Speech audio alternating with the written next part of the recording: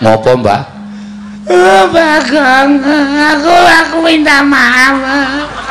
Aku njaluk ngapura. Aku ora iso ngandhake bapakmu, Bagong. Aku aja tok pilara ya.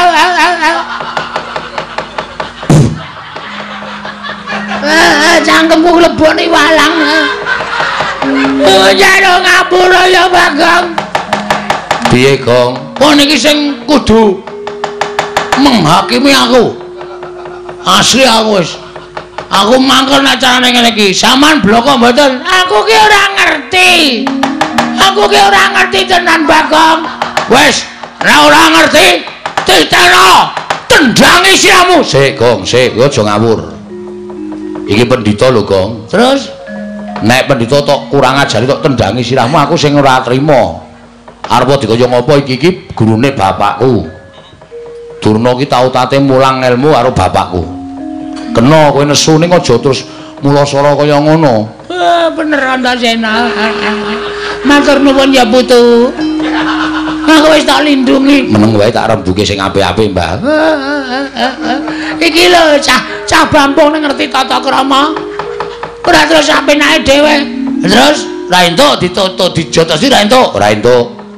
Kena kowe takon ngoyak kena ning aja nganti nibake tangan. Kowe jane melu ngendi kowe? Mulak-malik kowe no, Sena. Ora positif kowe. Ora grape nek carane ngono kuwi. Mau ngewangi aku saiki ngewangi Durna. Aku ngewangi Durna iki mergo Durna iki gurune bapakku. Nek kowe arep gendhasi karo Begawan Durna aku ora ngeklaske. Kena kowe ngoyak nganggo rembug ning aja terus bengok-bengok kaya niki luwih-luwih kowe arep jemparani karo Bapak Durna Yang Durna. Aku ora ngeklaske. Iya, ketok gedhamu saiki. Ketok lorekmu kowe. Kowe ketok ngewangi aku nek jatine kowe ngemuli karo Begawan Durna. Ora masalah. Ora masalah. Kowe ngeman karo mbahmu ora masalah. Ning aku saiki iso nitik. Aten-atene Antasena kaya ngapa? Njaba karo jerone wis beda. Cangkemmu sing apik lho, Gong. Cangkemmu kowe. Lho. Wani karo aku. Meng perkara Durna lho iki. Meng perkara Kumbayana. Kok dadi awake dhewe nganti geger kaya ngene iki. Padahal mau sing ngakon kowe. Ndara Antasena kula kepengin takon teng pundi dununge bapak kula. Ayo tak terkira nek Durna. Takon Durna nek Durna ora iso ditakoni ora wangsulan jotosi wong loro. Mau omongane sapa ngono kuwi? Iki tak rekam ning HP lho. Lho. Isih tak rekam ning HP-ku. Aku saiki kowe nutupi karo Begawan Durna. Wes aku nek kowe jotosi Durna aku ora entuk. Aku arep nekat. Nek kowe nekat saiki wis beda perkarane. Beda perkarane? Ora aku ngewangi kowe, aku ngewangi Begawan Durna. Motar kowe, motar kowe. Arep ngapa kowe? Oh, sepelekke ora. Arep kaya ngene iki akeh wong belani, akeh wong tresna. Mula saiki kowe arep ngapa? Kowe arep bontok arep Begawan Durna? Kowe arep ngrincong sikile Begawan Durna. Ayo, bandaran aku. Konangan putuku Antasena lebur tumpur tanpa dadi. Weh, gleleng iki saiki. Wah, suarane terus kaya nyewa sound system ya. Bengok-bengok sak penake dhewe. Apa dikira aku wedi, Mbah? Dume sampean diwangi Ndara Antasena, aku wedi karo kowe. Gong, kena kandhane ora? Ora. Lho, ora basa. Ora basa ora apa kok. Wis nekat tenan ya. Mati nang ngene awujute kok. Bangane bali doyak-oyak bang plecet. Wong modar nek kene mbaya wis. Nek ngono wis ora kena tak kandhane. Ora, bakal ora kandhane. Antasena. Nek Bagong ora kena dikandhani, pateni wae. Gunane apa diabdi jenenge Bagong? Oh, cangkeme elek ta iki. Cangkeme elek iki pendhita kaya ngono iki. Wah, lambene jan senengane nglincipi cara papak. Nglincipi perkara. Wis saiki kowe keleren ora? Ora. Ning aja ngantemi Begawan Durna. Tetep tak jotosi. Nek kowe jotosi Begawan Durna, mungsuhe aku. Aku ora wedi karo sapa. Nek kaya ngene iki aku wis nekat tenan. Nek ngono kowe wani tenan karo Antasena. Sing tak wedeni apamu? Iki mergane. Ayo, bangga tayoni gawe ngati.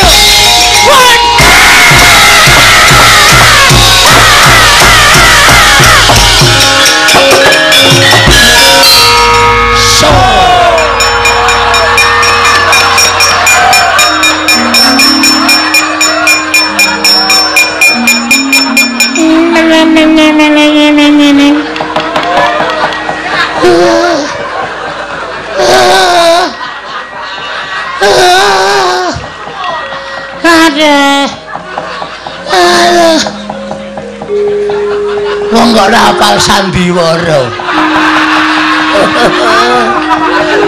Modar wae. Tonjo nganti mlengkung.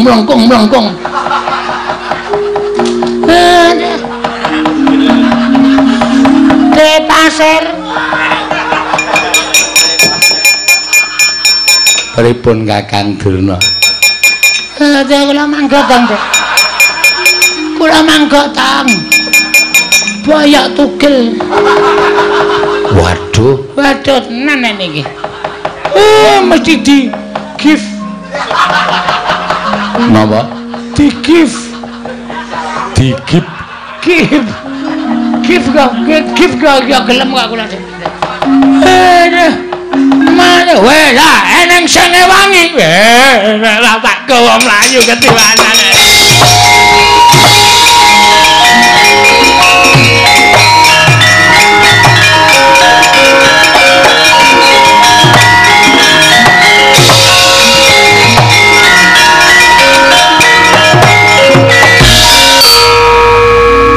Lho kok ngerti sandiwaraku, Gong? Lho pemain ketoprak.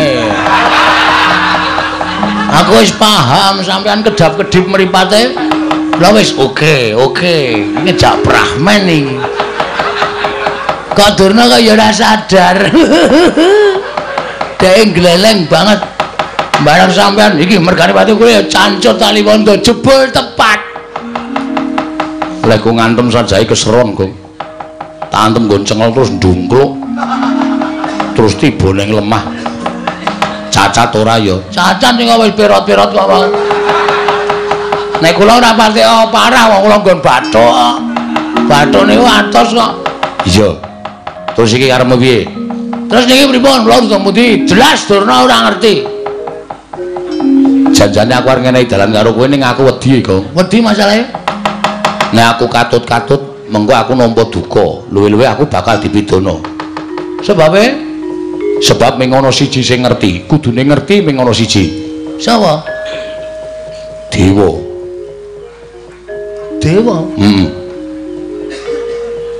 Papane ning Kayangan.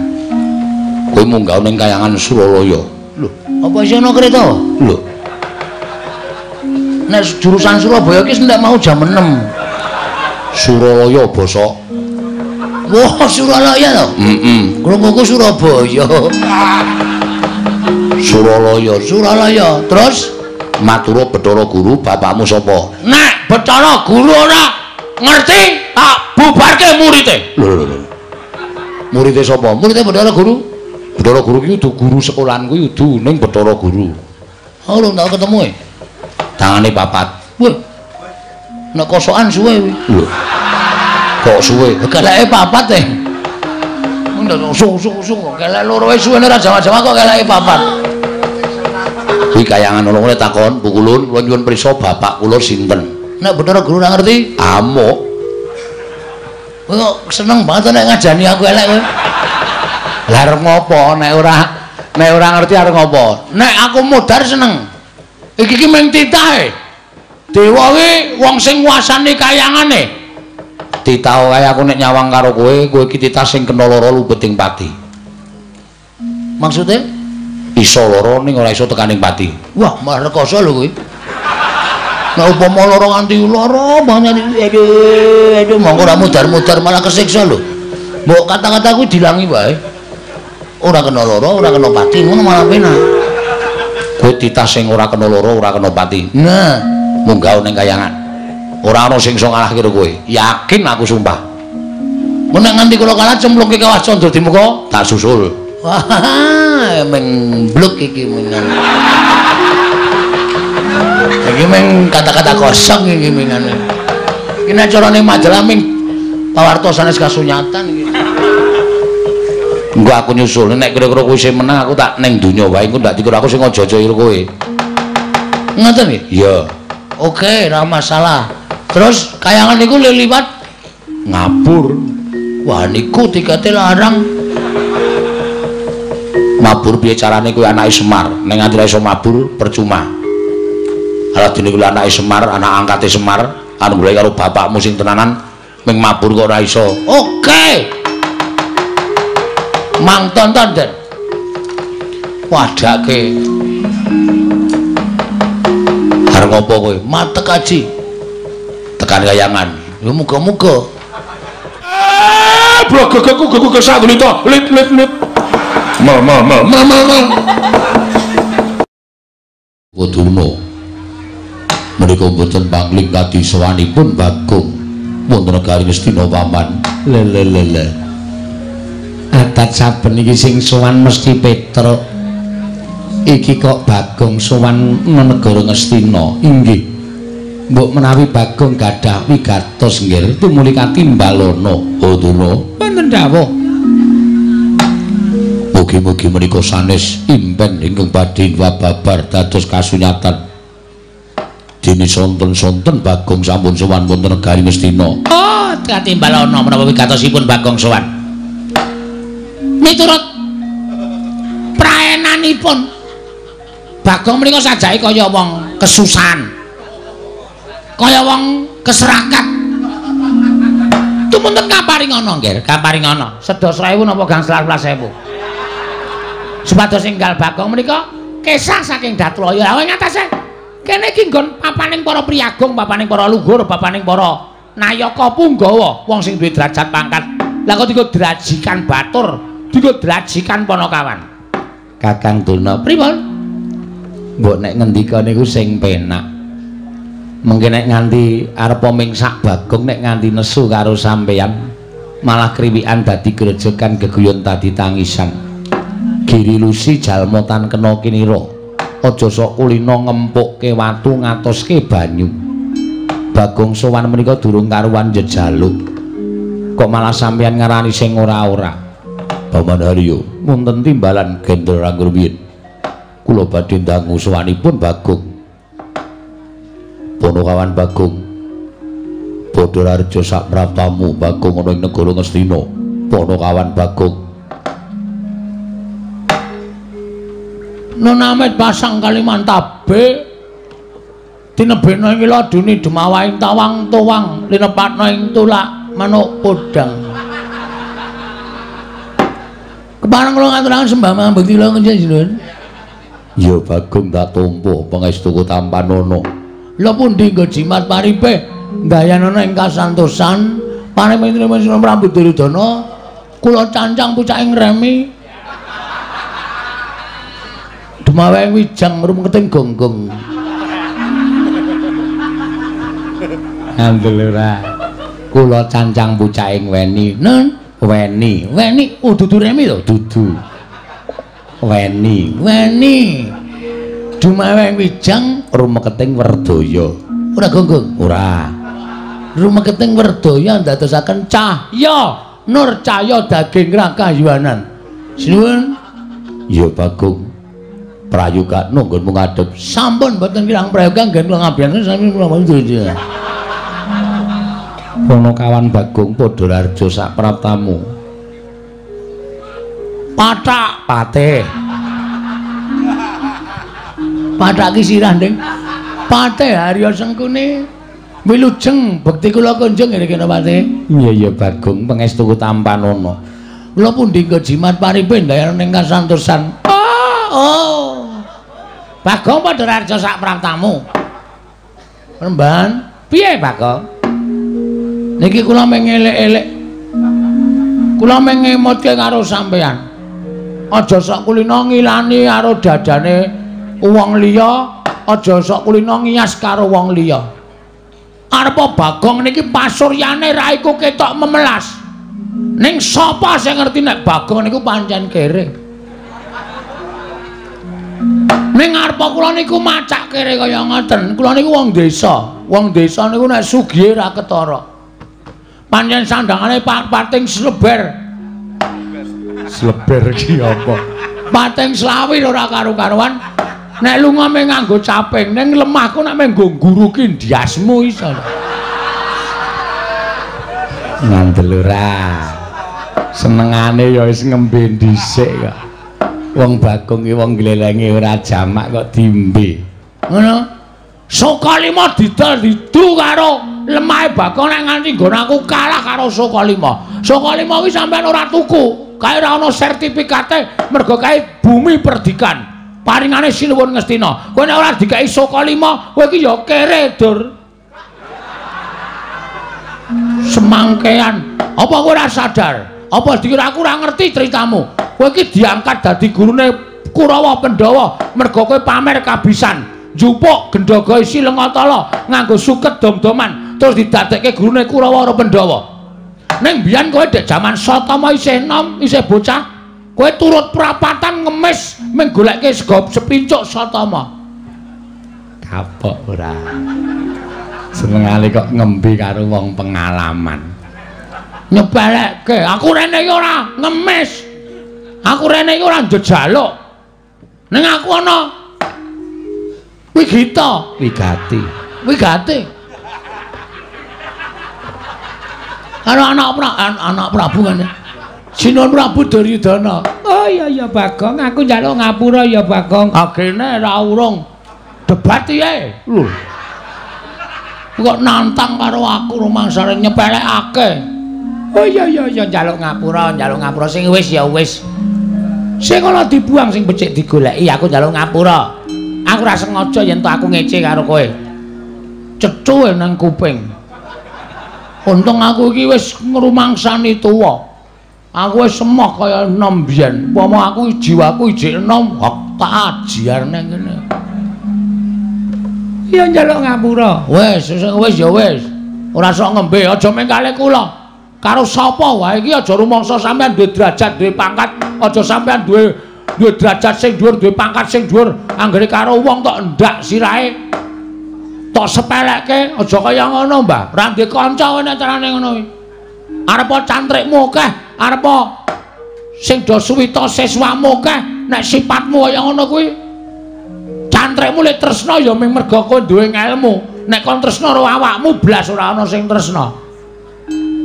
Paham? Iya. Slatak sisan. Bagong sing sabar. Piye? Anu. Ngapunten lali. Ratu kok dipiye? Ya ngapunten panjenengan ya ora supe ale lagu-lagian kula to. Iya. Kula niku sok sembrono. Iya, Bagong. Bagong padha raja sak praptamu. Sinuwun Prabu Basukarna wilujeng bekti kula kunjuk nggih sinuwun. Iya ya Bagong, tak tampa pangestuku tamanono Bagong. Lho nggih. Oh, kuwi sing ratu ngawangga digdaya sekti kalintang persasat kondange menungsa. Setengah dewa kadigdayane wae karo aku. Bagong, udah raja sak pratamu.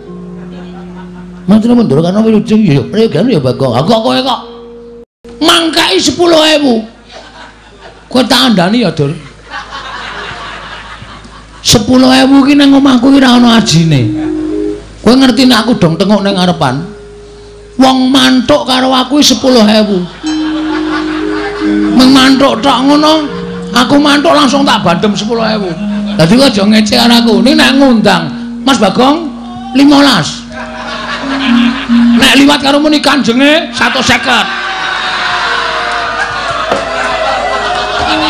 Padake ora, padake cah tipis. Luwih saka tipis. Bono kawan Bagong. Wonten dawuh sinuwun. Sowan tanpa tinimbalan. Non. Bono wigati apa? Ingkang sepisan. Kula ngaturaken sembah sumung kemeng pangabekti kula kunjuk. Ya tak tampa. Dungkap angka kalih inggih menika sumene. Caidan. Dungkap angka sing arep tok pangan wae apa? Mboten wonten to? Ora ana. Oh nggih, sumene kaliwati. Ing angka loro sowan kula menika namung mboten bedah kalian Sinuwun Prabu Duryudana ning kula niku duwe gegayuhan, duwe pepenginan. Pepenginan apa? Ngaten sinuwun. Sawetawis kula tak crita nggih. Ya, ora dadi ngopo. Mboten kesusu to? Ora. Kula niki kayane urip niku kaya kurang ganep. Ora ganep sebabe?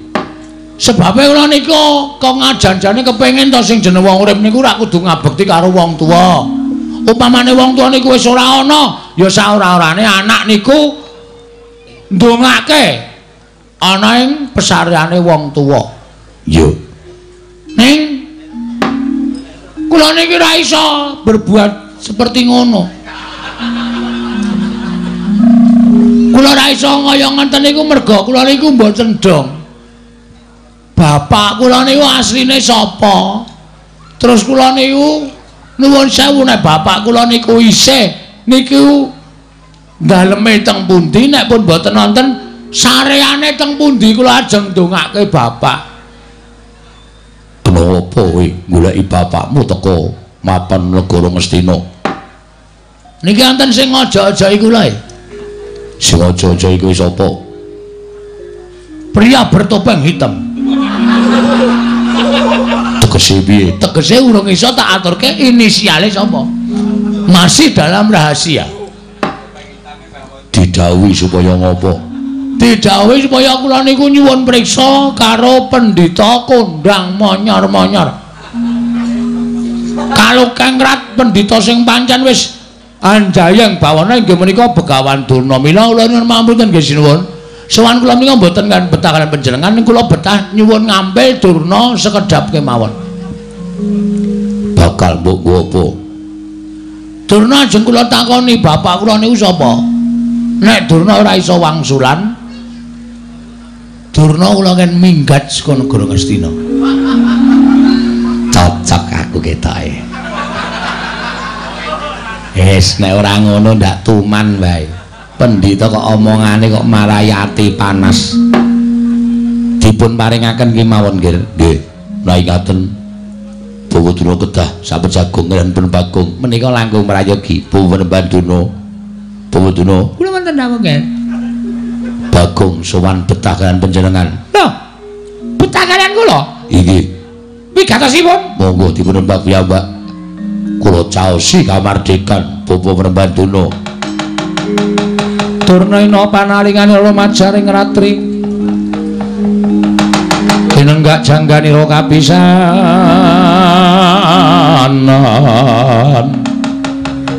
Aning mrang Bratayuda.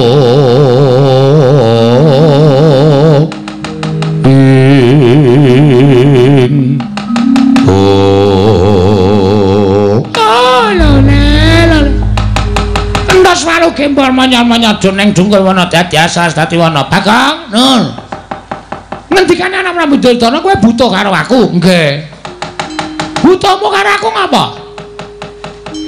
Kula ajeng nyuwun prisa, Mbah. Kula niku janjane dianak-anake saka sapa lan kula niku bapak kula niku sapa? Lho, kowe iki goblok apa piye? Kowe 10-an taun nganti mangabad-abad melu karo Semar Badranaya. Cetha wong semene akeh padha ngerti yen kuwi anake Semar kok ndak takon bapakmu kuwi sapa? Kosike. Nek mung perkara kula anake Semar wae pancen ya do ngerti kabeh ning jebul setelah kula cek teng kelurahan niku ternyata kula niku mung anak pepekan. Kula niku mung anak angkat. Kula niki jebul di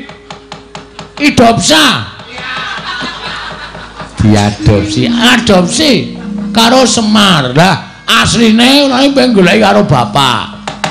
Bapak kula sapa? Nek pendhita-pendhita ngendi pertapane, nek ratu. Alhamdulillah aku anak ratu. Ratu ngendi negarane? Nek satriya, satriya ngendi kasatriyane.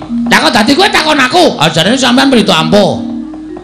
Perkara ampuh karo ora kene aku ora ngerti karo bapakmu. Mergo laire dhisik kowe. Ah, kula ngerti nek laire ini dhisik kula marang sampean. Nek sampean iku kondang pendhita ingkang wasis ngerti karo lelakon sing panjenengan boten ngerti karo lelakon sing bakal lakon tegese netra sampeyan iki iso nyawang masa depan atau masa lalu. Mlengking saking menika nek sampeyan wis wani ngadeg dadi brahmana niku sampeyan kudu wani ngaturke bapak kula sapa. Nek sampeyan ora iso ngaturke bapak kula sapa, sampeyan kudu lunga saka negara Ngastina. Lho, kosek kowe aja ngawur. Lah kok dadi kowe ngusir karo Begawan Durna? Saka pertapan Sukalima saka negara Ngastina iki karepmu piye? Derajatmu mung batur, derajatmu mung ponokawan kok ngusir karo Begawan Durna. Dasarmu apa? Lho, nek kula omongi dasare sampean mesti mengke kalah. Nggih napa mboten? Ayo Kakek kandha dasarmu apa? Astina iki ndak sapa? Lho, kagungane anak Prabu Duryudana. Ah, ora penemu sampean. Mergo sampean dibayar.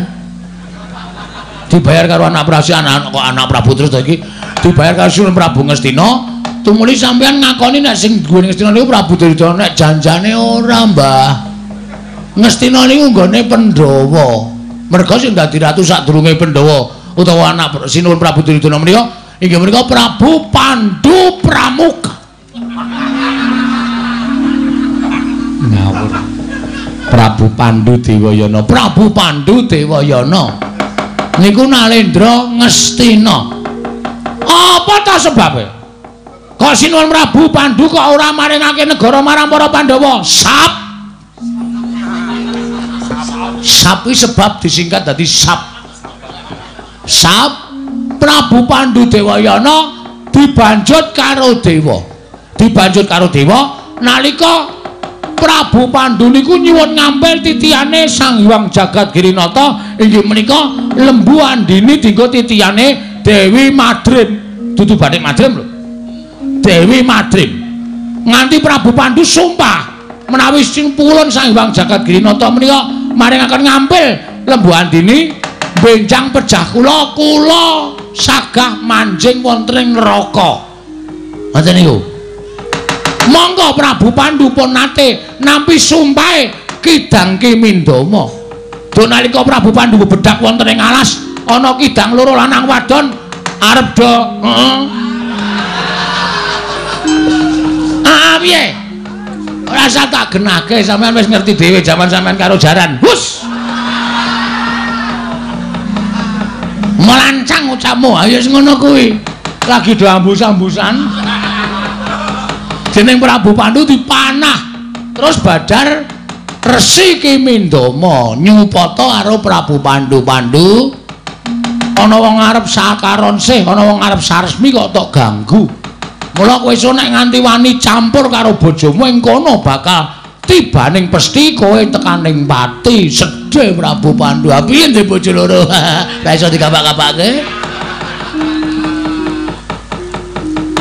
Nah, Prabu Pandhu tumuli dibanjut dening dewa. Sampune dibanjut merga Pandhawa isih cilik-cilik, Prabu Pandhu tumuli nitipke negara kalian rakanipun nggih menika Prabu Destarata. Kakang Adipati, kula titip negari benjang menawi Pandhawa sampun dewasa kula aturi maringaken dhateng Pandhawa.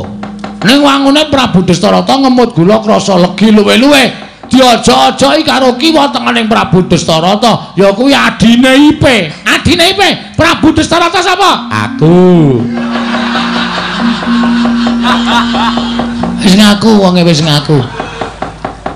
Ah terus nganti tekan mangsane negara Ngastina dadi darwahe Prabu Duryudana nek jane kuwi nggone para Pandhawa. Loh, jaman Prabu Pandhu kaya ming abdi kaya ming batur. Kosek.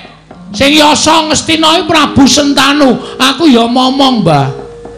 Prabu Sentanu yasa negara Ngastina. Niku nuwun sewu. Kula nyuwun pangapunten lho, kula niku melu ngudak semen. Melu gawe pondasi, melu ngunggahke blandar. Dadi kula niku duweni hak tumraping negara Ngastina. Mula nek Ngastina ngene iki ana wong sing ora iso dipercaya, luwih pendhita sing ora nyata, Bagong tidak terima. Harus go on. Kleru. Harus out saka negara Ngastina. Kudu lunga saka negara Ngastina. Aku ora mentok Ngastina dilenggahi pendhita sing ming katon suci, jabane ning jerone lecek kaya telek. Bobotuna kados pundi? Sekedap ger. Oh, dolole. Apa iki numuse ya, Kang? Numuse apa? Impen mau. Hus. Aja disampung rapet karo impen. Ora ana sampung rapet karo Pasumenan. Upama ana sampung rapet karo impen apa ya Bagong iki bakal keduga dadi Sonopatine bakalan dono. Oh, ora bakal iso. Bagong ora bakal iso dadi Sonopatine bakalan dono mergo dono kuwi ora bakal iso dipateni dening ponakan Bagong. Sing kandha sapa? Ha listrik kowe tak pateni kowe modar kabeh kok. Apa meneh menungso? Pun sampean mang ngomong. Ngerti mboten bapak kula? Oh, Bagong. Yen kowe takon karo bapakmu, sejatine aku ngerti ya mung karo Semar kuwi. Semar kuwi bapakmu, Bagong. Mula nek ketakon liyane bapakmu liyane Semar kuwi aku ora iso ngandhakake. Sing gedhe pangapuramu. Nah, wis sakniki cetha nek ora iso ngandhakake, ateges sampean kudu lunga saka negara Ngastina. Sampean kudu kesah saka negara Ngastina. Lho, kok dadi kowe nunduk karo Begawan Durna? Ah, ora iso pokoke gelem ra gelem sampean kudu lunga. Ora gelem lunga saka negara Ngastina aja kelakon dosa. Ngendi kepethuk Durna tendhangi. Wus. Ah, lole panusmaning jajaran surtaning bawana iblis sanat. Lah kok dadi kowe kaya ngono, Bagong? Dinengke karo wani karo Begawan Durna. Aku ki ala-ala ki priyagung. Aku ki piyai luhur. Aku ki pujanggane negara Ngastina. Kok mung diwaneni karo kere gedhi bal 17 kaya kowe iki. Kowe iki dinengke malah nyelangkak sadhuwuring tenggak. Aku ora ngerti karo bapakmu, karo minggat jos karemu, ora ya sakaremu, legane ngatiku.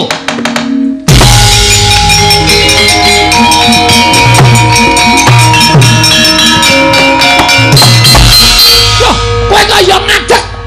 Ha wis tak obati ket mae. Satu jam sebelumnya. Mula aku nek krungu swara terus mbregenggeng ngadeg dhewe aku langsung. Ha piye? Adunake kaya ngono e padake. Kowe aja waton ngawu gawar-ngawur, Dur.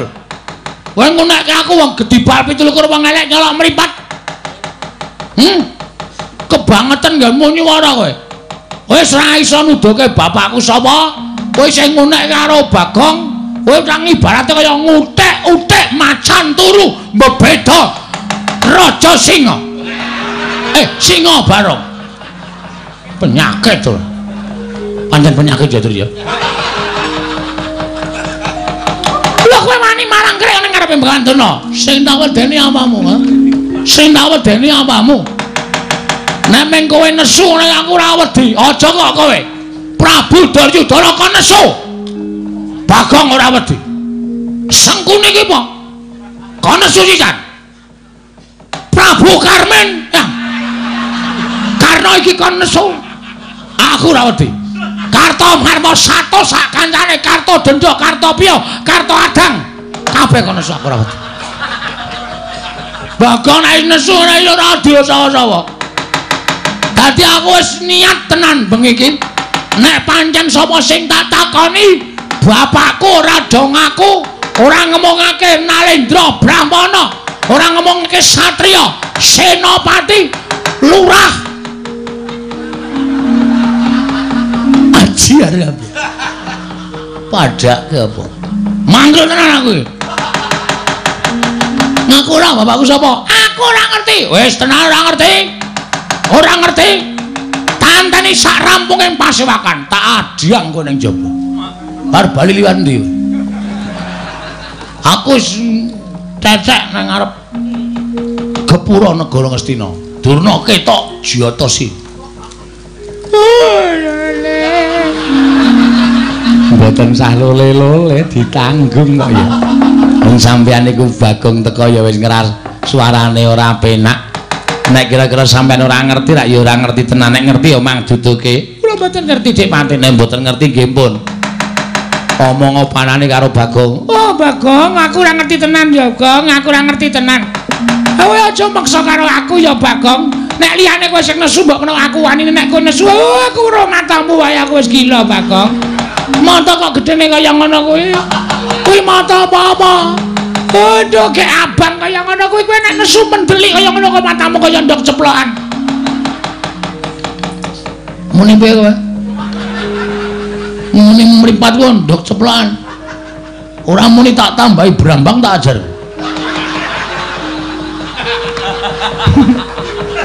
Tak ajar tenan ya. Ora nyepeleke lho. Bagong nek katokan teneng abang ini berarti malam ini dari sore sampai pagi Bagong ngerol. Tenan iki aku ora baen-baen. Ayo, pokoke kowe kudu ngerti. Aku ora ngerti tenan, Pak. Ora ngerti tenan. Ora ana. Seret jopo.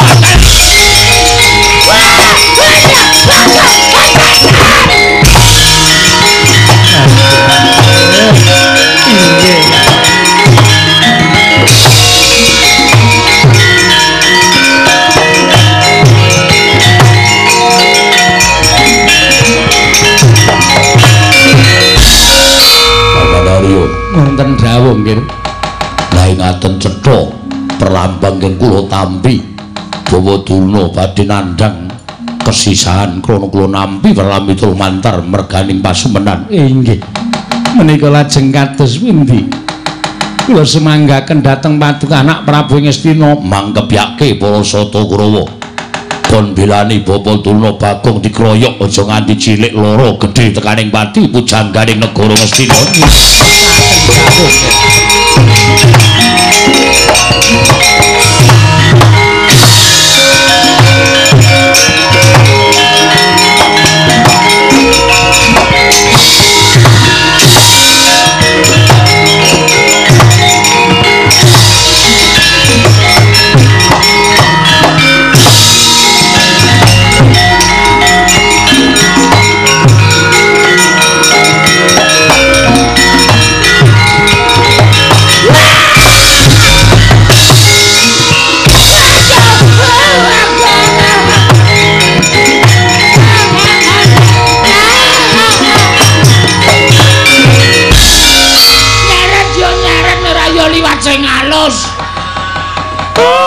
Undang-undangan barang aku diseret nganti sirahku suarane tok tok tok tok tok.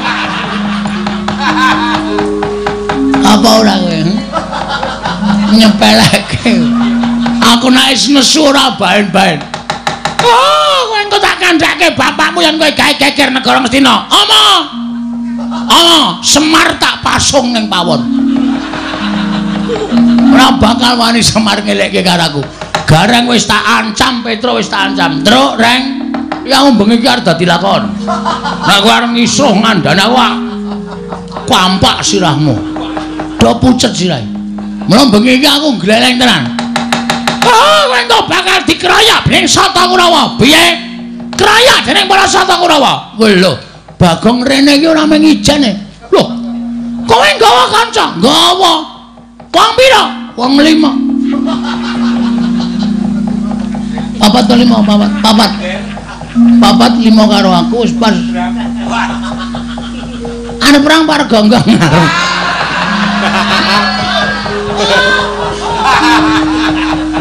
Ora guyone serius iki. Ajar tenan kowe. Kowe engko bakal dikeroyok dening para Sata Kurawa. Ngene, Mbah, kowe iki men kepenak kok. Bagong, kowe iki anake Begawan A misale. Utawa kowe iki anake Prabu B. Apa kowe iki anake Raden C. Ngono ki mengkari omong, mengkari kepenak. Mengkon ngene kok rekoso. Hah? Aku ora ngerti tenan, Bagong. Aku ora ngerti tenan. Aku ora ngerti tenan, Bagong. Aku aja tak duduk. Aku memang arep ngelapi keringet. Ora arep ngampleng karo kowe ora. Aja sumelang, aja sumelang. Aja wedi, aja sumelang. Iki mengko Kurawa bakal teko ngrene ngroyok karo kowe. Nek kowe ora gelem ngeculke karo aku. Halo sayang. Karo kowe. Ora karo kowe. Jijik aku. Untune ae ireng-ireng ngono.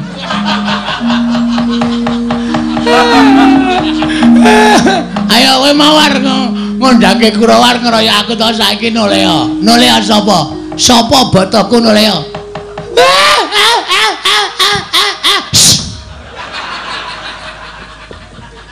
Pendhita kok nangis kaya Yamaha 75. Ngak. Ya nek nggawa damen ora kuat kan.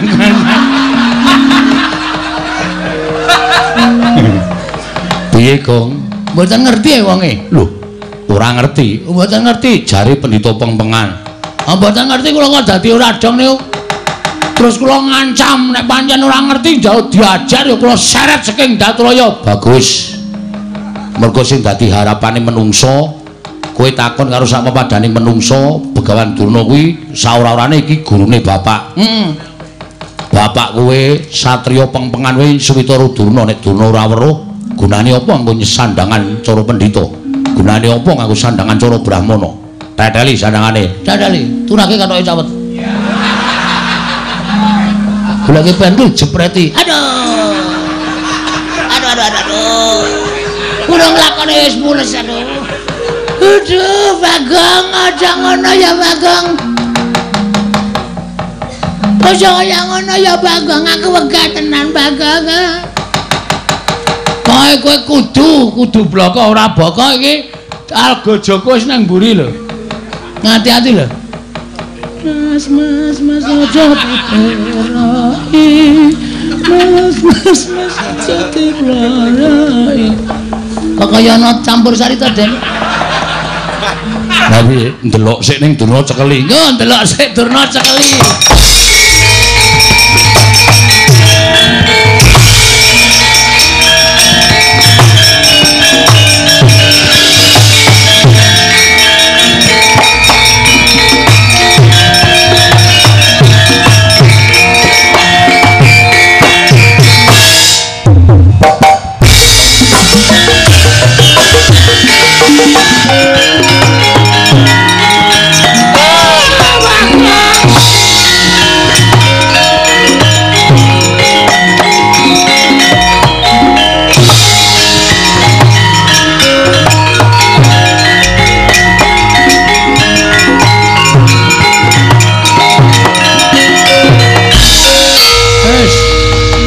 Acara seneng-seneng wis paripurna.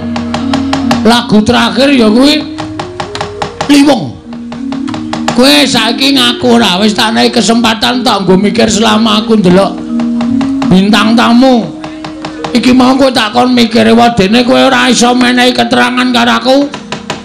Kaya jumbuh kandhaku ngarep kowe kudu lunga saka negara Ngastina.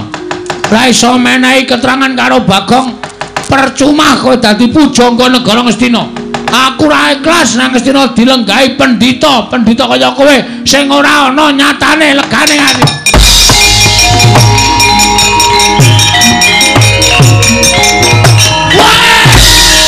Kowe ora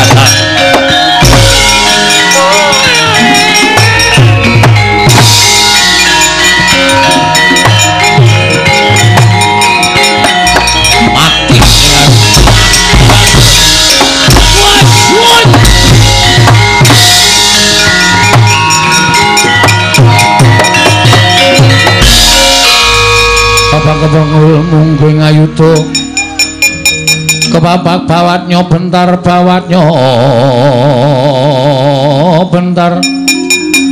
kebabaknya mungguing aloko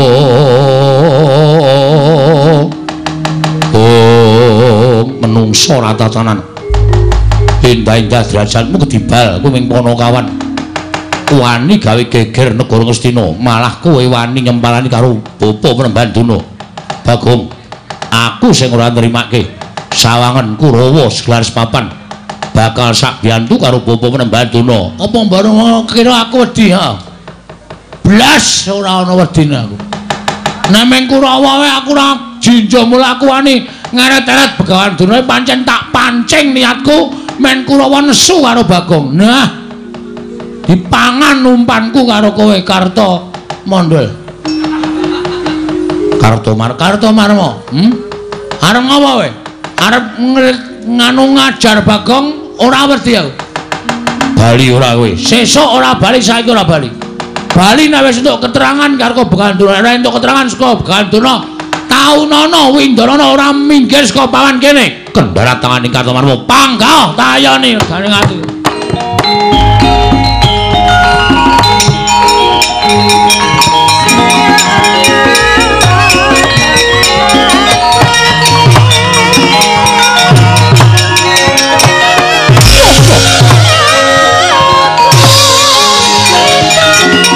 Terus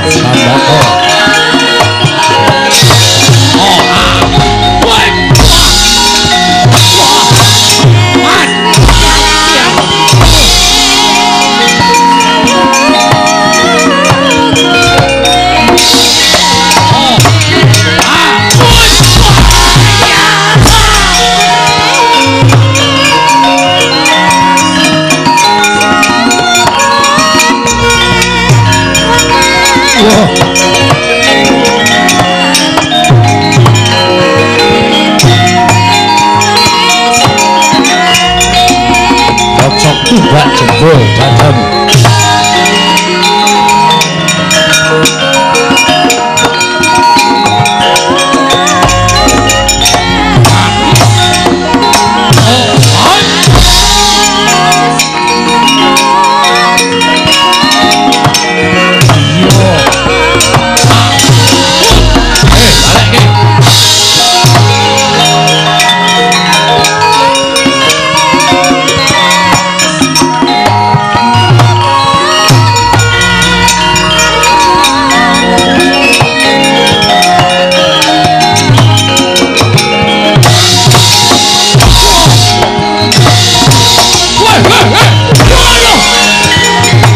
Mati aku.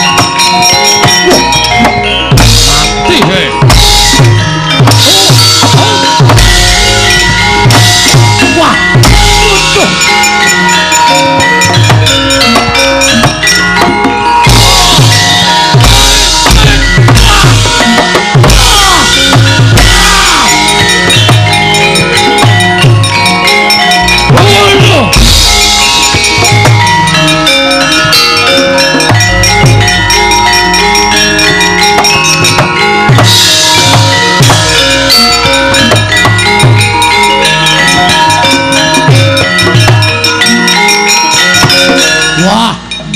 Mulane Bagong gleleng pacai gebelo sirai. Dijobani karo Antasena. Oh, Pakde. Panjen aku ngancani karo Bagong. Mergo Bagong ponokawanku kepengin goleki bapakne. Antasena. Piye? Mujula. Bagong tekane kricung cadak sikile. Arep kapake bojo cari kricung sikile. Undurna Antasena sik jebal jajau timbano. No. Modal. Ujian. Modal. Iya. Modal we. Hot.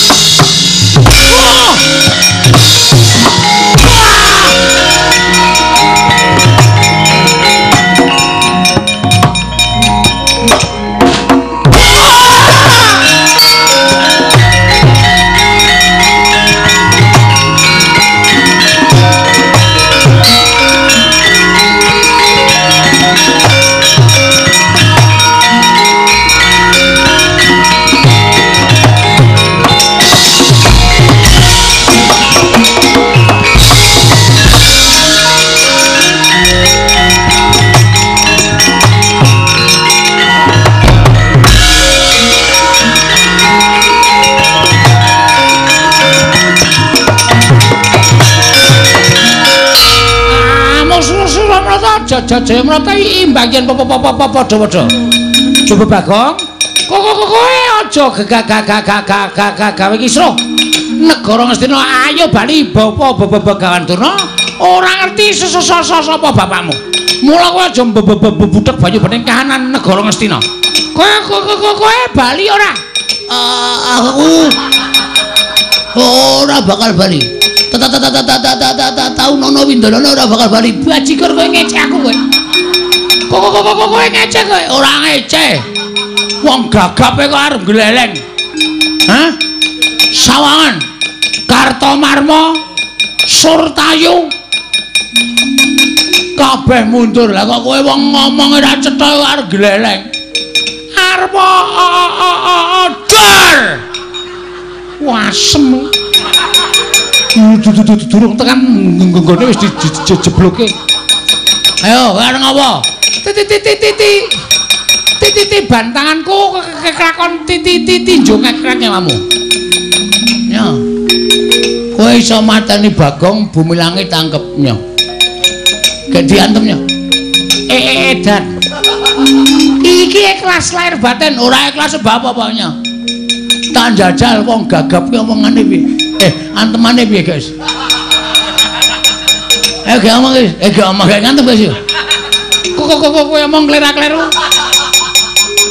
Kek kelakon mati dening aku nyo. Diar kowe. Agene meng kaya ngono. Aku iku lino ketiban kambil tak kandhani. Dadi nameng antemamu ora sepiro wae. Lho. Kowe rasa gleleng, mula aku wis tak omong karo kowe to. Kowe iki nek gleleng senengane ora kaya ngono kuwi. Asem perang disambi golek laron.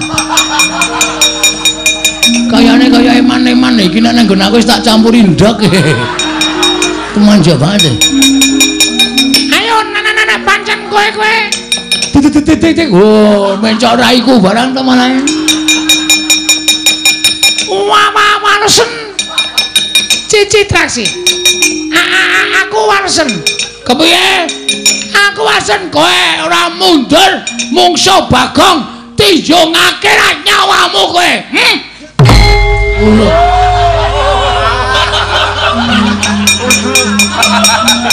Kapokmu kapan? Penabuh iso tak hapusi. Kowe aja sembrono. Ayo. Gegek anon mergane Pak. Tenan saiki tenan yakin. Aku ora ngapusi aku yakin iki.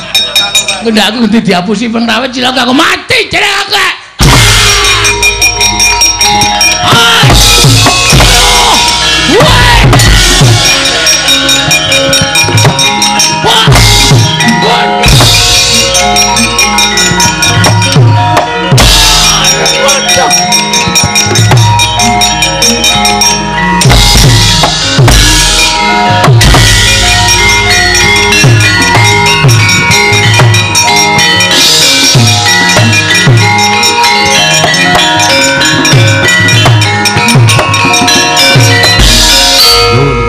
Mundur.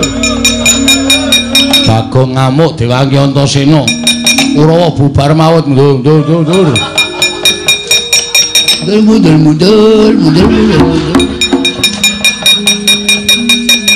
Mundur.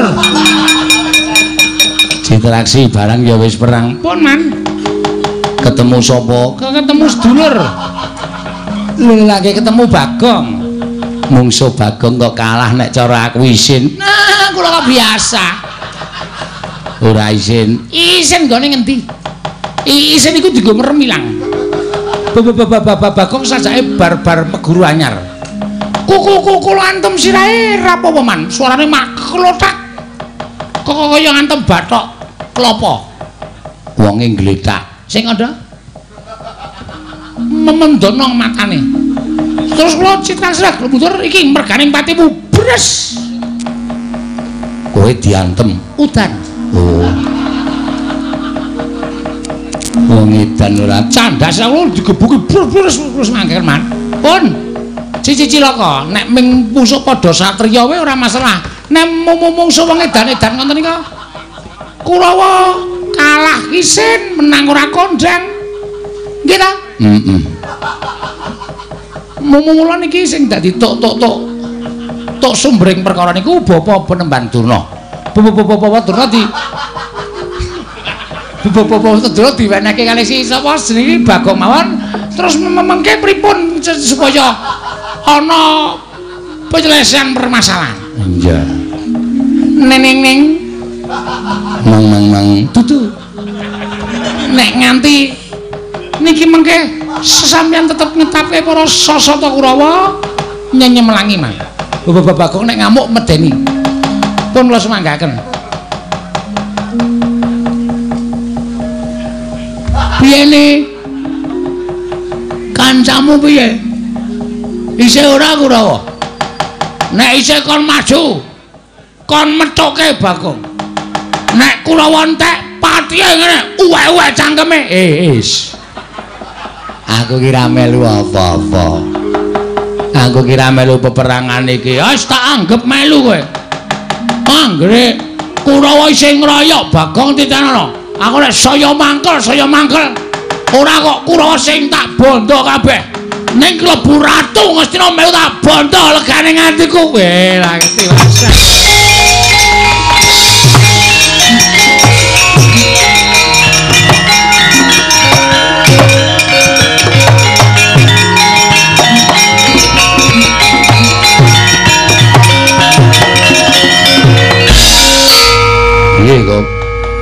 Anon piye? Ana iki sing disandra wau malah mlayu e. Sapa? Durna. Lah aku ngoyak kowe dilarak karo Pak Dikartomarmo. Durna ora ana sing jaga. Kula Durna mlayu. Niku kudu kecekel kudu ditakoni teng pundi bapak kula. Nek ora iso kecekel ngrekoso. Arep takon sapa meneh ora takon Begawan Durna. Terus karepmu sampean tanggung jawab iso nyekel Begawan Durna. tak cekeli. Kowe ngoyak saka kene aku tak ambles kuwi tak methuki saka kono. Siap.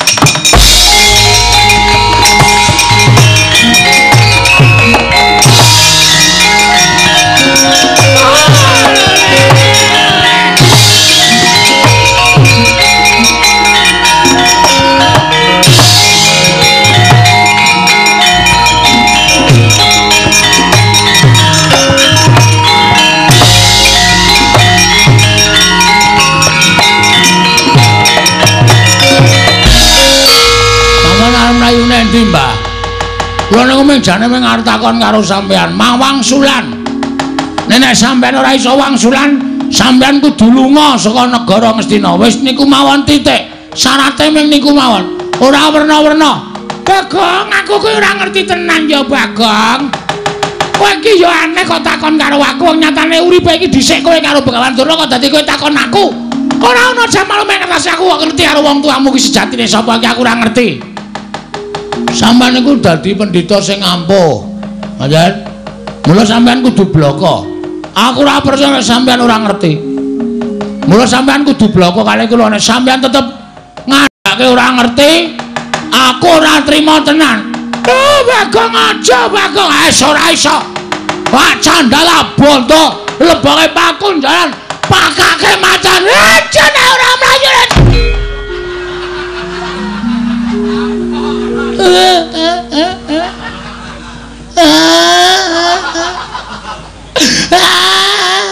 Ngopo, Mbah? Bagong, aku minta maaf. Aku njaluk ngapura. Aku ora iso ngandhake bapakmu, Bagong. Aku aja to pilara ya.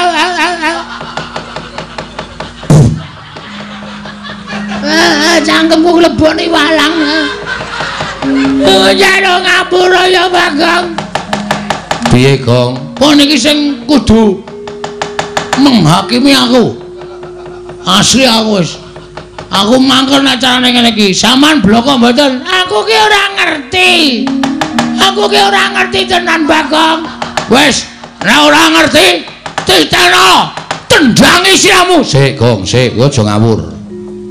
Iki pendhita lho, Gong. Terus nek pendhita tok kurang ajari tok tendangi sirahmu aku sing ora trima. Arep dikaya ngapa iki gurune bapakku. Durna ki tau tate mulang ilmu karo bapakku. Kena kowe nesu ning aja terus mulasara kaya ngono. Bener Antasena. Matur nuwun ya Putu. Aku wis tak lindungi. Meneng wae tak rembuke sing apik-apik, Mbah. Iki lho cah Bambung ning ngerti tata krama. Ora terus sapenake dhewe. Terus ra entuk ditutuk dijotosi ra entuk. Ora entuk. Kena kowe takon ngoyak kena ning aja nganti nibake tangan. Kowe jane melu ngendi ta kowe? Mulak-malik kowe no, Sena. Ora positif kowe. Ora grape netrane ngono kuwi.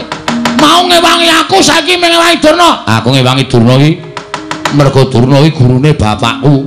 Nek kowe arep gendak sira karo Begawan Durna aku ora ngiklaske. Kena kowe ngoyak nganggo rembug ning aja terus bengok-bengok kaya niki luwe-luwe kowe arep jempalani karo Bapak Durna Yang Durna.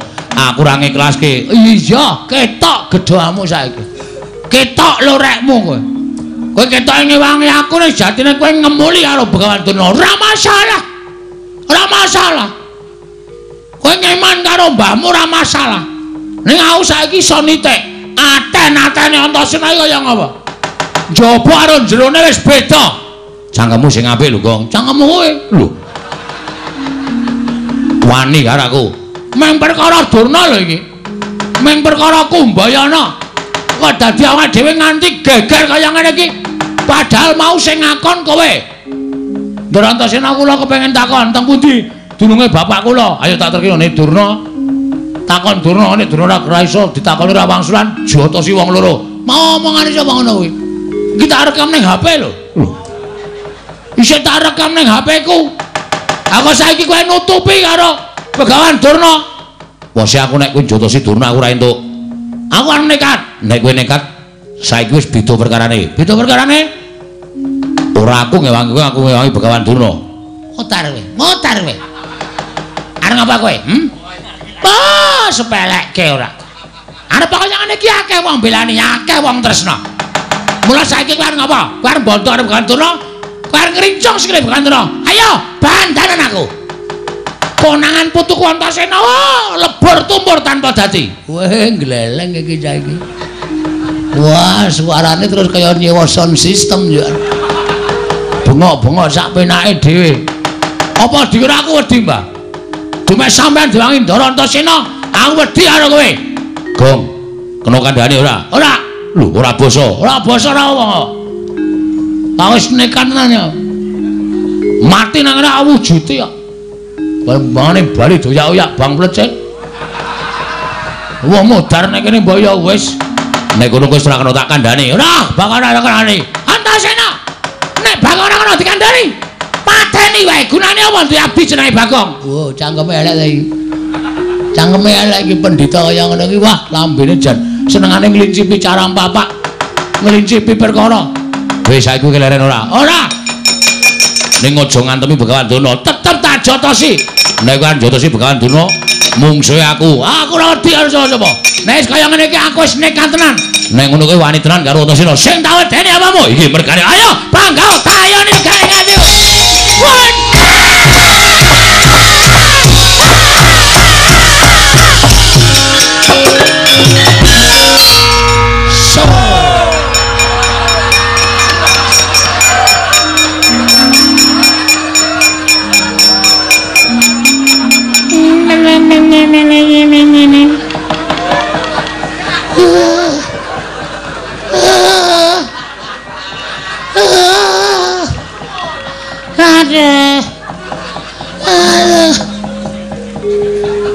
Wong kok ora hafal sandiwara. Modar wae. Tonjo nganti mlengkung.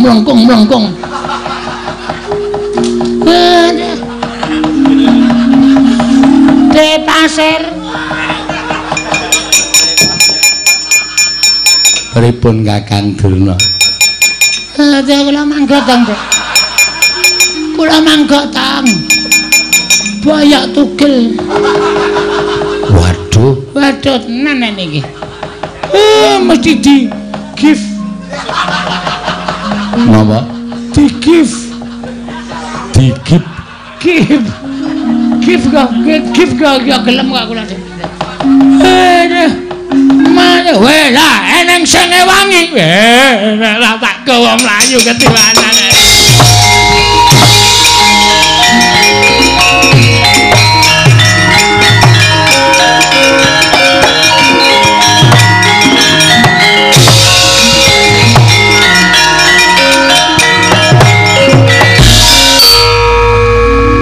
Kok ngerti sandiwaraku, Gong? Lho, pemain ketoprak. Aku wis paham sampean kedap-kedip mripate. Lah wis oke. Ini jak prahmen iki. Kok Durna kok ya ora sadar. Dek gleleng banget. Barang sampean iki mergane pati kuwi ya cancut tali wondo jebul tepat. Lek ku ngantem sajai keseron, Gong. Tantem nggon cengel terus ndungkluk. Terus tiba ning lemah. Cacat ora ya? Cacat sing wis pirot-pirot kok wae. Nek kula ora pati parah wong kula nggon bathuk. Bathuk niku atos kok. Iya. Terus iki karepmu piye?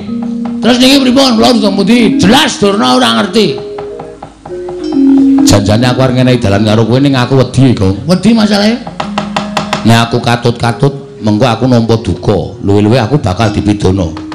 Sebab ming ana siji sing ngerti, kudune ngerti ming ana siji. Sapa? Dewa.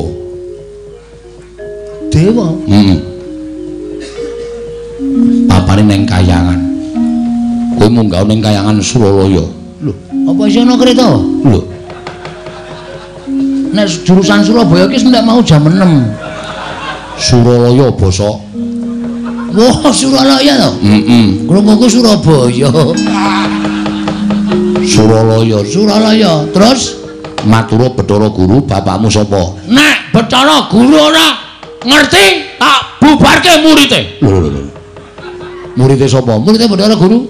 Bathara Guru ki udu guru sekolahan kuwi udu ning Bathara Guru. Oh, lho tak ketemu e. Tangane papat. Wah.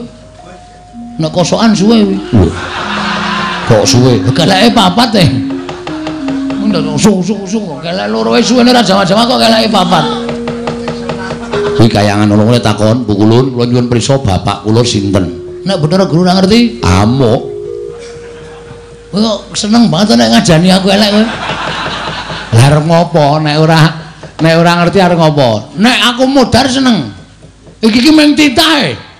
Dewa kuwi wong sing nguasani kayangane. Titah kaya aku nek nyawang karo kowe iki titah sing kena lara lubeting pati. Maksudnya? Iso lara ning ora iso tekaning pati. Wah, malah rekoso lho kuwi.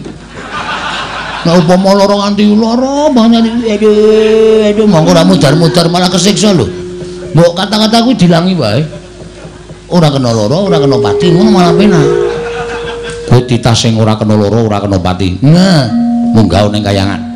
Ora ana sing iso ngalahke karo kowe. Yakin aku sumpah. Men nek nganti kula kalah cemplungke Kawah Candra di muka, tak susul. wah, meng bluk iki mengan. Iki meng kata-kata kosong iki mengan. Iki nek carane majalah ming pawarta sanes kasunyatan iki. Engko aku nyusul nek kira-kira kowe sing menang aku tak ning donya wae engko ndak dikira aku sing aja-aja karo kowe. Ngoten nggih? Iya. Oke, ora masalah. Terus kayangan niku liwat Ngabur. wah niku tikete larang. Mabur piye carane kowe anake Semar? Ning nganti iso mabur percuma. Ala dene kuwi anake Semar, anak angkate Semar, anu golek karo bapakmu sing tenanan ning mabur kok ora iso. Oke. Mang tonton Den. Wadake. Arep ngopo kowe? Matek aji. Tekan kayangan. Ya muga-muga ora temangsang. Mabur kok temangsang. Ora nganggo kendali rak mabur.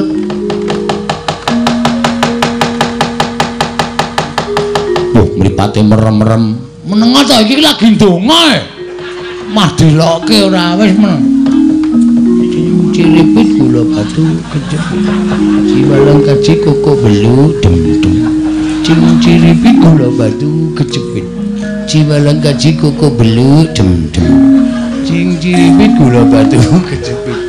Ciwalang kaji koko gelu dem-dem. Ciripit gula batu kejepit. Ciwalang kaji koko belu dem-dem. Ciripit gula batu kejepit. Ciwalang kaji koko belu dem-dem. Misra ta? Wis munggah e. Nelemu nganggo aji-aji kaya ngono kuwi tekan kayangan sesuk malam Minggu. Bus ngono. Ora duwe. Madurana. Nang ya, Kang. Nggih. Tak suwun terus sing gawe jagat tak tendang boko muska kene. Aja pati-pati tiba nek ora tiba kayangan. Siap. Wis siap kula. Ya, ngati-ati ya. Ha wis.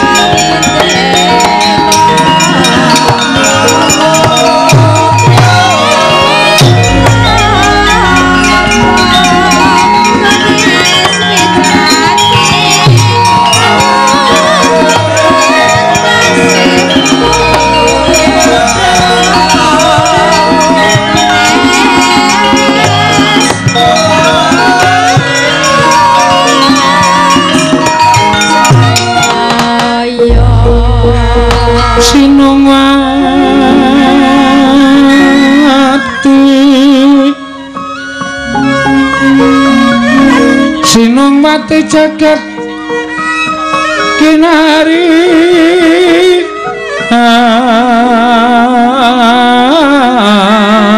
among mbak lumembak ombak ing samudra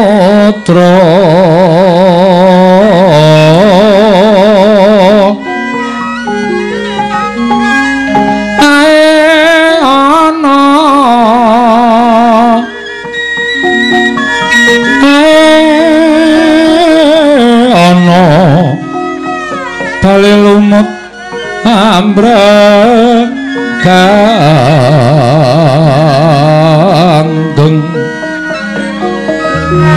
gawita dedenceng dencengan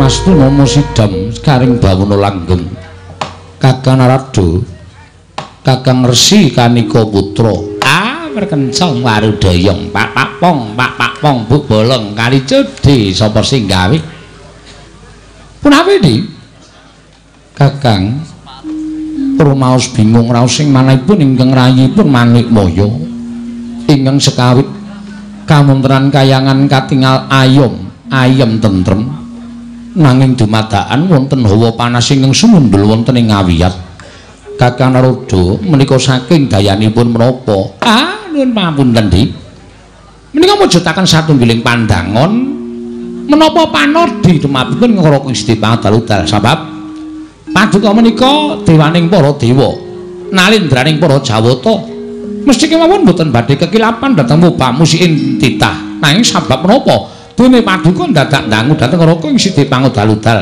Adi Pramesti Kakang Narada punapi ibaratipun kula menika ingkang damel cangkriman Kakang Narada ingkang kedah mbatang cangkriman mboten wonten jamak limahipun ngatasipun kula menika ingkang damel cangkriman Kakang Narada mboten purun nyangkrim nanging kula ingkang mbatang cangkriman menika naminipun mboten nilok Kakang dalah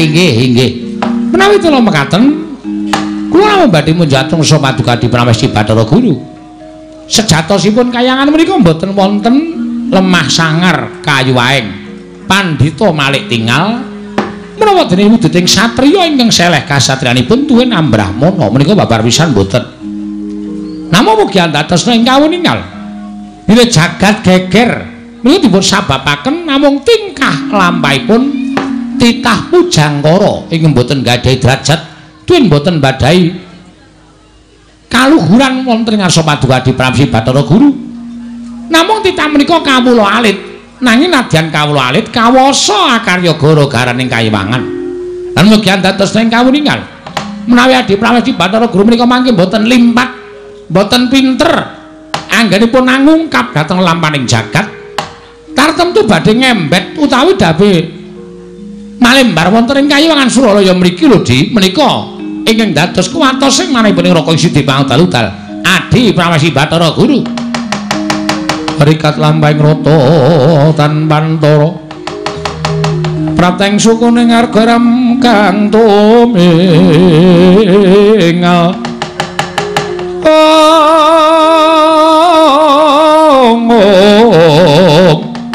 Wiram kang tumingal dendeng saengga praja dereng ngantos paripurna Mbalaksana kasaro ingkang wantun minggah wonten ing Bali Martya Kundha Manik nenggat majanipun Lurah Semar ki Lurah Bagong nyerpepeh pindha sata meterang arek karya kagiat kang samya mulat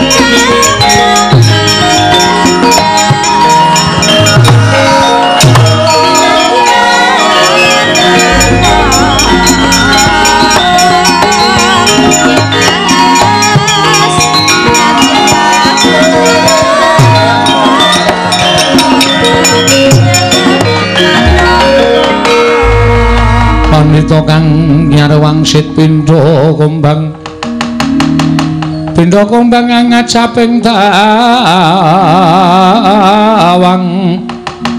susuh angin ngendi nggone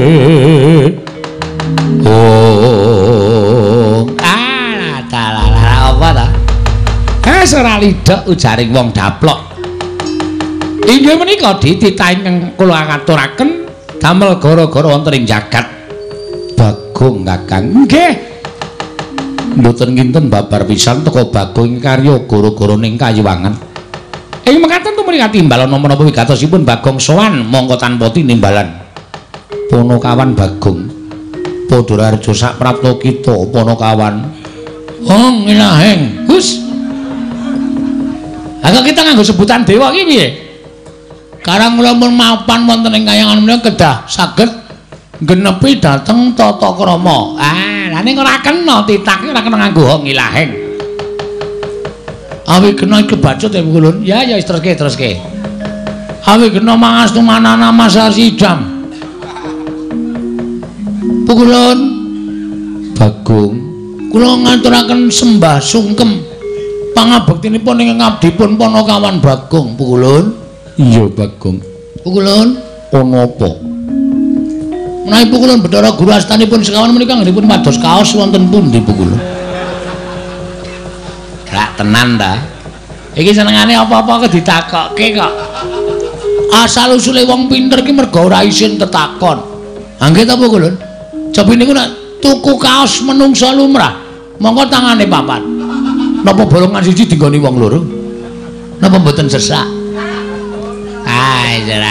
Dilakaran Bagong wonten dawuh Pukulun ulun mboyanate ngagem kaos mekaten Pukulun iya oh nggih kok astanipun ingkang kalih sedakep Pukulun menapa sampun mati rasa Bagong wonten dawuh ulun ki Sang Hyang Jagat Girinata Sang Manikmaya ulun ki kami tuwaning Kayuwangan kula sampun prisa Pukulun Pukulun anggenipun ngunjuk benjang menapa menika ngedhep teko wonten mriku tak tuthuk gendulmu lho nggih iki dewa Pukulun sinten sampean ulun Bathara Antarada wah sing sok berkencang waru dayang nek pinggir kali ngoten nika iya ora diyani ndak malah tekan ndi weh lah, aku nang kene ketemu dewa-dewa. Ingkang wonten wingking panjenengan? Ulun Bathara Indra. Weh lah. Bintang televisi. Bintang televisi iki sapa to Indra? Dono Kasino Indra. Wis ora ana ning kari Indra tok. Lah nggih mulane Dono Kasino ora melu sowan mergo wis ora ana. Sing ana Indra tok. Bagong, wonten dawuh Pukulan? Ulun. Pukulun. Apa wigatine dene kita suwana ning Abyantara ulun? Pukulun menika satunggiling jawata ingkang mboten ngertos rasa blas kasihan. Ora apa meneh iki? Bocah kok apa-apa dilokke ta iki? Kena ngopo kita matur kaya mengkono? Pukulun mesakaken sapi kok didak-idak. Wi lembu andine titihaning Sang Hyang Jagat Girinata, sapi didak-idak. Kula bae Pukulun. Niki kula sik ngaritke.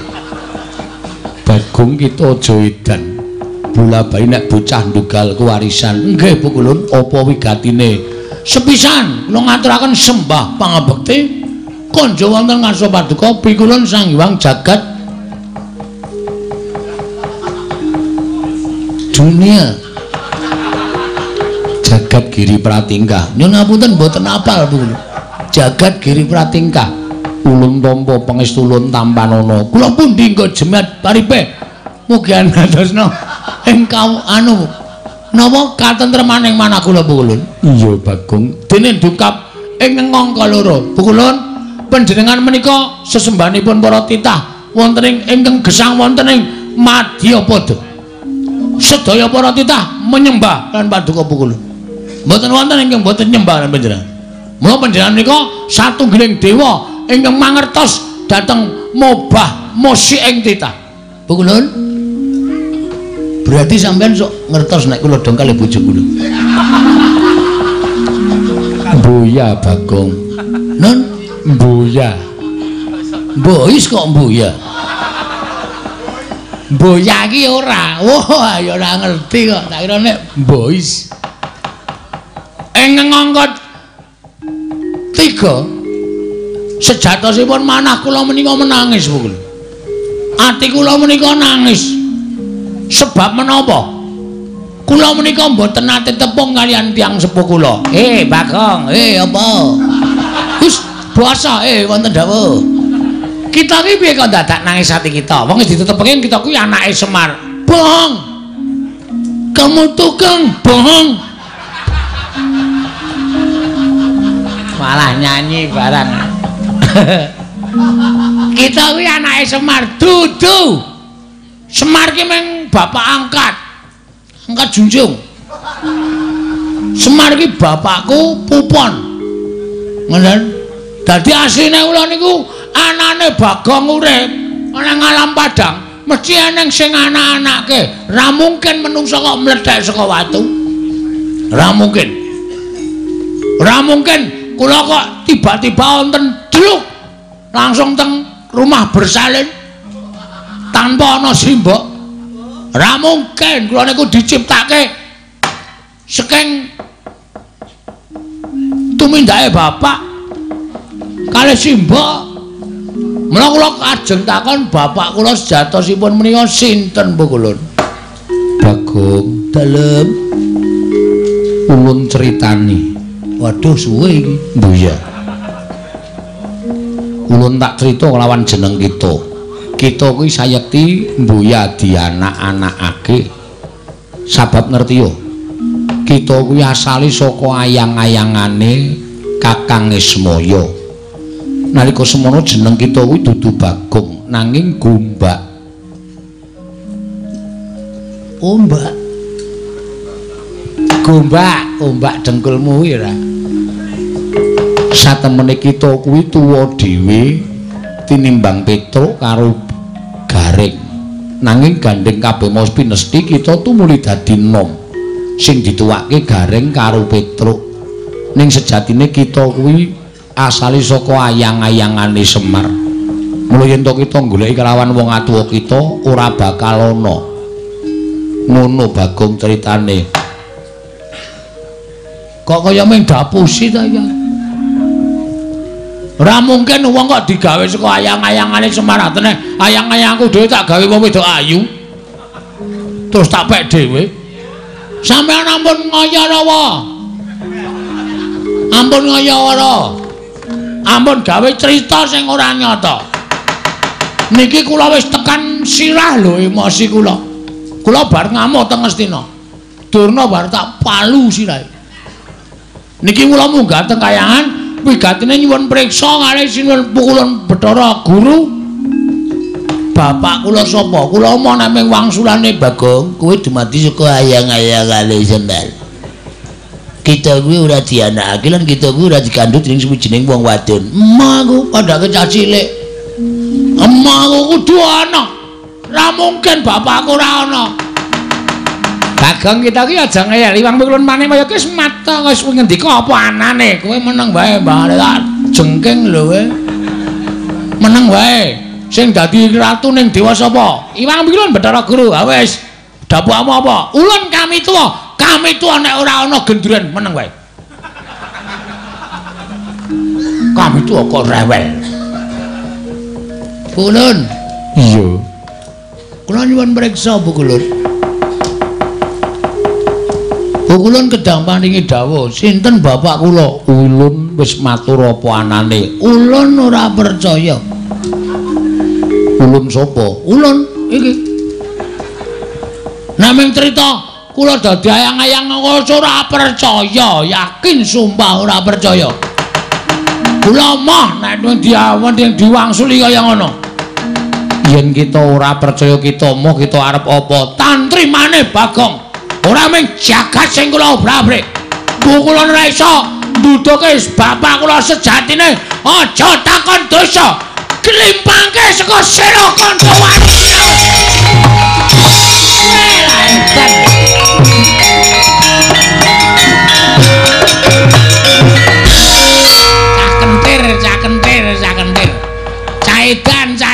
Caitan. Rada petuk. Kuwi ra malah kurang ajar ta iki. Kita iki karepe piye? Bathara Guru kok tok getak nganti mlayu. Kowe mlayu ra we? Kowe ra mlayu ditenono we tak nggo dolanan asli. Tak ilangin tupe tak nggo libur-liburan. Padake tawon ora. Sapenake dhewe nglung ora. Bathara Raja sampean ngerti ra bapak kula sapa? Ulun ora ngerti. Ah, padha wae iki. Plocot peteng wis. Sapenake dhewe ora. Sampeyan kami tuaning kayangan ora ngerti bapakku ngapa mbegogok nang kene. Hah? Pak ulang-ulang modar dening aku.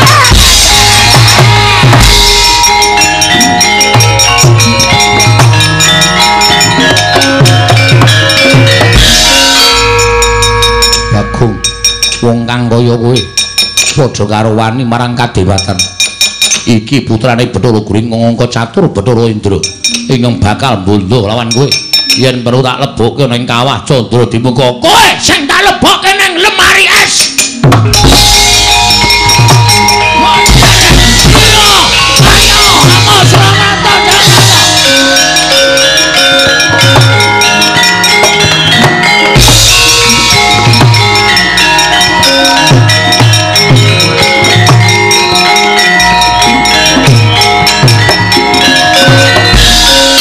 Bubar dewa-dewa.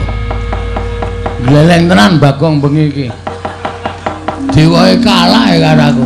Bathara Guru tak getak langsung mlayu saka Sela Kandha Waru Binangun. Bathara Antrada ndelik Indra numpak mobil jeep. Langsung lunga. Apamu kapan? Kayangan sepi banget iki. Piye iki? Ora ana wong kuwi. Tak mlebu ning Karang Kawidodarene apa ya? Sempatan iki. Kayane iki mesti widodari lagi adus. Arep menek wit jambu dipa nirmala nginguk widodari. Jare widodari iki ayu-ayu. Ning aja ngundang malah ora ketemu karo bapak aku makokean dosa. Nduk goleki bapak ora ketemu malah niatku malah elek nginjen para widodari. Tak oyahe Bathara Guru. Kowe iku nek ora takon sapa meneh paling dhuwur ya mung Bathara Guru kok. Lho Guru. Iki murid wis mlumpa.